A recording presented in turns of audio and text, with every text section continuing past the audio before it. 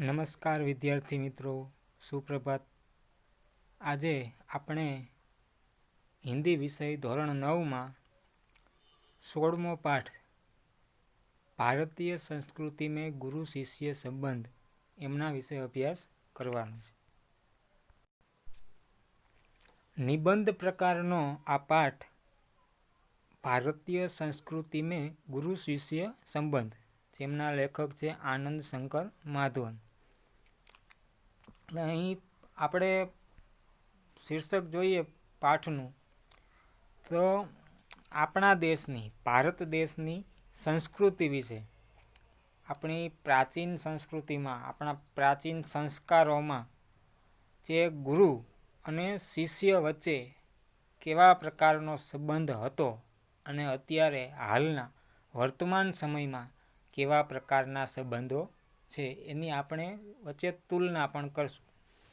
આપણે ત્યાં ગુરુનો મહિમા એટલો બધો છે કે આપણે ગુરુ પૂર્ણિમા આવે ત્યારે પણ એ પર્વની ઉજવણી કરીએ છીએ. એટલે એ સંસ્કૃતિ આપણી હજી જળવાઈ રહી છે. આપણે ભલે યુરોપના દેશોમાં કે પશ્ચિમીકરણને કારણે આપણે પશ્ચિમના દેશોથી આખા રંગાઈ ગયા છીએ, છતાં પણ આપણે આપણી સંસ્કૃતિ જાળવી રાખેલી છે. આપણે અમેરિકા, લંડન, યુરોપ, જર્મની જેવા દેશોમાં ભલે અભ્યાસ માટે પણ જઈએ, વેપાર અર્થે પણ જઈએ, છતાં જે આપણો ઋષિમુનિઓનો દેશ કહેવાય, સંતોનો દેશ કહેવાય છે, આ ભારતની એ ભૂમિ છે. અને એના મૂળિયા, આપણા જે આ સંસ્કારો છે એ આપણે એટલા જકડી રાખેલા છે કે આપણે હજી ભૂલ્યા નથી. આમ છતાં પણ ક્યાંક લેખક એવી ટકોર પણ કરે છે. એક દુહામાં પણ આપણે કહેવાયું છે ને કે ગુરુ ગોવિંદ દોનો ખડે, કાકો લાગુ પાય, બલિહારી ગુરુ આપકી, ગોવિંદ દિયો બતાય. એટલે એમાં એમ કહેવા માગે છે કે ગુરુ અને ગોવિંદ એટલે કે ભગવાન, એક બાજુ ગુરુ ઊભા છે, એક બાજુ ભગવાન ઊભા છે. તો આ બેમાંથી પહેલાં પગે કોને લાગવું, વંદન કોને કરવા? તો સ્વાભાવિકપણે આપણે તરત એમ કહી દઈએ કે ભગવાનને જ પગે લગાવીને એમ.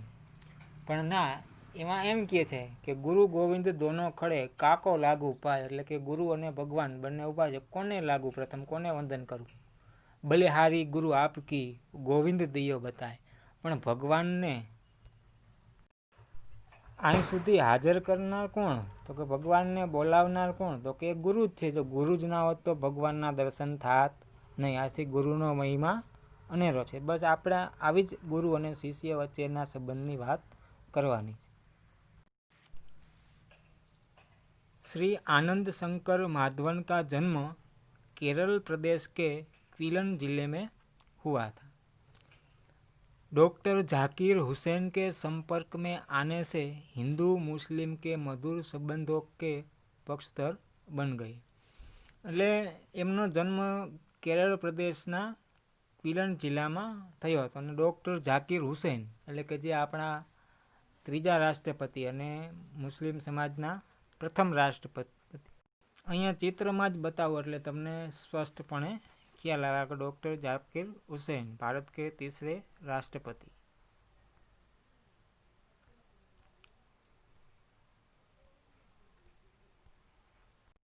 એટલે એમના સંપર્કમાં આવવાથી આ હિન્દુ અને મુસ્લિમ વચ્ચે પણ એક મધુર જાતનો સંબંધ બંધાય છે. અને महात्मा गांधी के भारत छोड़ो आंदोलन में भी माधवन जी का सक्रिय सहभाग रहा. जेल में रहकर हिंदी भाषा का अध्ययन किया. जेल से छूटकर आप भारत भ्रमण को निकल पड़े और बाद में बिहार में मंदार विद्यापीठ की स्थापना की. એટલે એ જેલમાં હતા ત્યાં રહીને પણ એ અભ્યાસ કરતા અને પછી જેલમાંથી છૂટી અને એને આખા ભારતની જે આપણે પેલી ભૂદાન ચળવળ જોઈએ તો કે વિનોબા ભાવેએ પણ ભૂદાન ચળવળ માટે આખા ભારતમાં ફરેલા, વધારાની જમીન લીધેલી, સાવ જમીનો નહોતી એને જમીન પણ આપેલી અને ત્યાં એ જ એ ગામમાંથી જમીનો મેળવી દાનમાં અને જમીન વિહોણા લોકોને ત્યાં જ દાનમાં આપી દીધા. એટલે એમ જ આ જે છે આનંદ શંકરજી એ પણ ભારત ભ્રમણ માટે નીકળેલા અને એમને મંદાર વિદ્યાપીઠની સ્થાપના પણ કરેલી. એ પછી 1984માં અદ્વૈત મિશન, 1985માં શિવધામ અભિનવ શિક્ષા નગરીની સ્થાપના करेली. अब आप तीनों संस्थाओं के संचालक हैं અને હવે આ ત્રણેય એ સંસ્થાના પોતે સંચાલક છે. मलयालम तथा तमिल दोनों ही भाषाओं पर पूर्ण अधिकार होने के बावजूद आपने हिंदी साहित्य में सृष्टि की. એટલે કે એમને મલયાલમ અને તમિલ આ બંને ભાષાઓ પૂરી રીતે આવડતી, સંપૂર્ણ એની જાણકારી હતી. આમ છતાં એ પોતાનું લેખન કાર્ય હિન્દી ભાષામાં જ करता. आपके विषयों में दार्शनिकता, आधुनिकता एवं आध्यात्मिकता का बाहुल्य है. बिखरे हीरे, अनल सकला का, हिंदी आंदोलन, आमंत्रित मेहमान, आरती, उषा, संजीवनी आदि आपकी प्रमुख रचनाएं हैं. आमंत्रित मेहमान बिहार राष्ट्रभाषा परिषद द्वारा पुरस्कृत है. એટલે એમની આ રચનાઓમાં જે આમંત્રિત મહેમાન નામની કૃતિ છે એમને બિહાર રાષ્ટ્રભાષા પરિષદ તરફથી પુરસ્કાર પણ મળેલ છે. હવે જે પાઠનો ટૂંકમાં સાર આ 2-4 પંક્તિઓમાં આ ફકરામાં આપેલો છે કે કવિ આ પાઠમાં, આ નિબંધમાં કઈ વાત કરે છે તો એ જોઈએ તો કે माधवनजी ने प्राचीन गुरु शिष्य परंपरा की गरिमा को स्पष्ट करते हुए वर्तमान शिक्षा प्रणाली पर परोक्ष रूप में करारा व्यंग किया है. એટલે એક જાતે એને કટાક્ષ કરેલો છે લેખકે, તો કે જે આપણી પ્રાચીન પરંપરા હતી, પ્રાચીન સંસ્કાર હતા, જે ગુરુ શિષ્ય વચ્ચેનો જે સંબંધ હતો એ પ્રાચીન અને હાલ અત્યારની વર્તમાન સ્થિતિ કેવી છે એના ઉપર કવિએ એક કટાક્ષ કરેલો છે, लेखके कटाक्ष करेल છે. हमारे समाज में व्यावसायिक संस्कृत का बोलबाला है. इस कारण गुरु शिष्य संबंधों में परिवर्तन आया है. पहले विद्यालय मंदिर के समान माने जाते थे. जो आ प्रश्न पण पूछी सके कि पहले विद्यालय किसके समान माने जाते थे, तो पहले विद्यालय मंदिर के समान माने जाते थे. અને આપણે પણ કહીએ જ છીએ ને કે શાળા એ સરસ્વતીનું મંદિર છે, એટલે આપણે પણ શાળાને એક મંદિર તરીકે જોઈએ છીએ. शिक्षा देना एक आध्यात्मिक अनुष्ठान था. એટલે એક સંસ્કાર ગણવામાં આવતા વિદ્યા મેળવીએ. वह परम सुख प्राप्ति का एक माध्यम था. उस जमाने में पैसे देकर शिक्षा खरीदी नहीं जाती थी. એ સમયમાં, એ પ્રાચીન કાળમાં પૈસા આપીને શિક્ષણ મેળવવાની કોઈ પદ્ધતિ, કોઈ રીત રિવાજ હતા નહીં. क्या आज वैसी स्थिति है? શું આજે આવી પરિસ્થિતિ છે કે તમે પૈસા વગર શિક્ષણ મેળવી શકો? તો કે ના. क्या आज शिक्षा के क्षेत्र में वही निष्ठा, वही त्याग नजर आता है? लेखक ने हमें अंतर्मुख होकर सोचने के लिए बाध्य किया है. એટલે લેખકે આપણને એવી ટકોર કરે છે કે તમે વિચારો, તમારા અંતર આત્માને ઢંઢોળીને પૂછો કે શું આજે આવી કોઈ સ્થિતિ છે?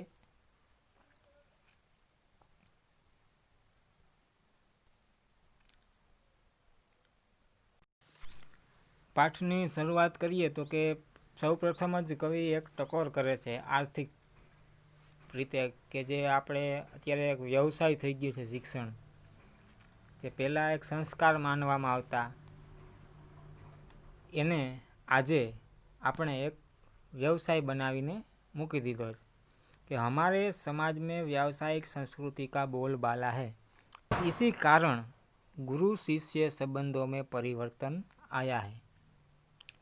पहले विद्यालय मंदिर के समान माने जाते थे. शिक्षा देना एक आध्यात्मिक अनुष्ठान था. वह परमेश्वर प्राप्ति का एक माध्यम था. पैसे देकर शिक्षा खरीदी नहीं जाती थी. आज स्थिति बिल्कुल बदल गई है और अब शिक्षण कार्य पेट पालने का साधन बन गया है. એટલે પહેલાંની પ્રાચીન કાળની અને અત્યારની બંને વાત એક સાથે મૂકી અને લેખક કહે છે કે આ જે પેટ પાલને કા સાધન એટલે કે પૈસા કમાવાનું એક સાધન થઈ ગયું છે, વ્યવસાય થઈ ગયો છે આ શિક્ષણ. અને એના કારણે જ ગુરુ અને શિષ્ય વચ્ચેના સંબંધોમાં પરિવર્તન આવેલું છે. जिसे भारतीय संस्कृति कहा जाना चाहिए वह आज भारतीय मानसिक क्षितिज में क्रियाशील नहीं है. आज एक प्रकार की अव्यवस्थित व्यावसायिक संस्कृति व्याप्त है जिसकी जड़ शायद यूरोप में है. એટલે લેખક કહે છે કે આ બધું આવ્યું ક્યાંથી, તો કે યુરોપના દેશોમાંથી. આપણે જે અત્યારે પહેરવેશ બદલાઈ ગયો સાવ, એ બધું ક્યાંથી, તો કે આ યુરોપના દેશોમાંથી. એ લોકોનું જોઈને આપણે અહીંયા અપનાવી લીધું.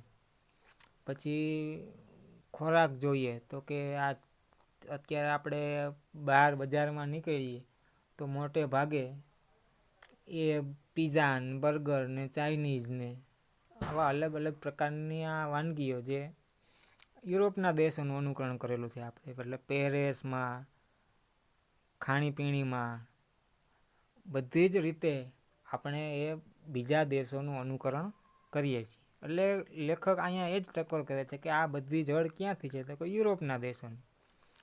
भारतीयों के सार्वजनिक व्यवहार में गुरु शिष्य संबंध का भी तदनुरूप परिवर्तन हो गया है. यहाँ गुरु वेतनभोगी नहीं होते थे और शिष्य को ही शुल्क देना पड़ता था.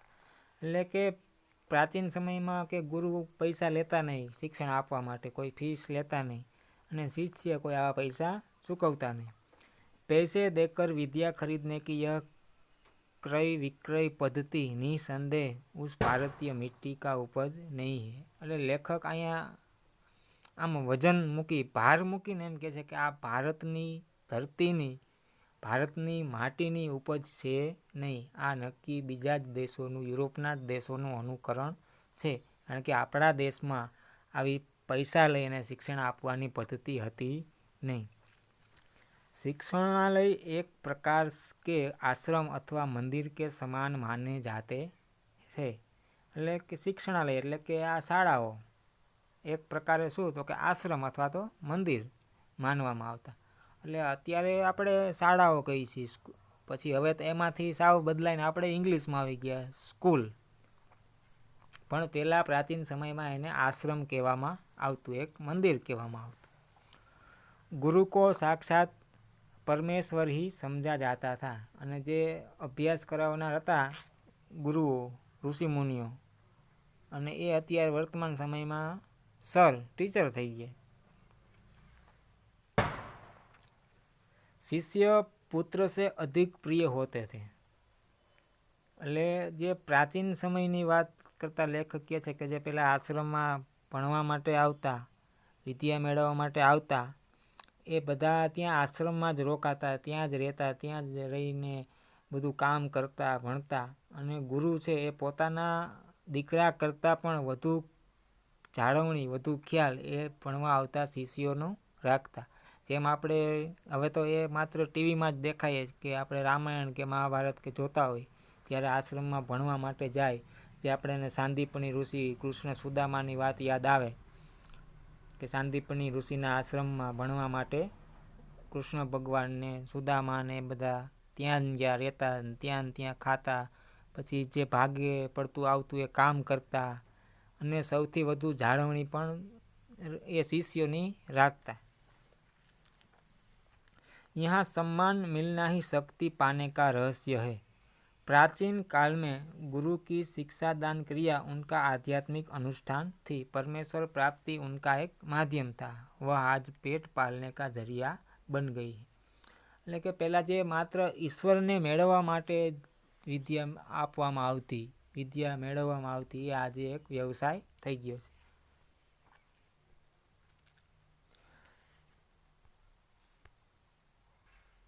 प्रारंभ में विवेकानंद को भारत में महत्वपूर्ण स्थान प्राप्त नहीं हुआ, पर जब उन्होंने अमेरिकन नाम कमा लिया